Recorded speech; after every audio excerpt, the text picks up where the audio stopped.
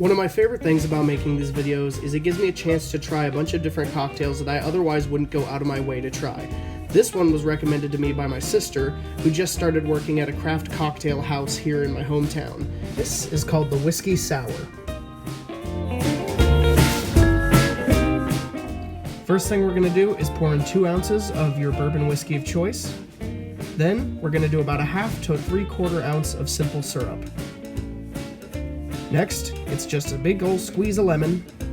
Throw that into a shaker and get jiggy with it, making sure to smack it hard enough to shake your camera. Next, we're going to strain everything into the glass and then pretend that the ice is our nephew's best friend and throw it out.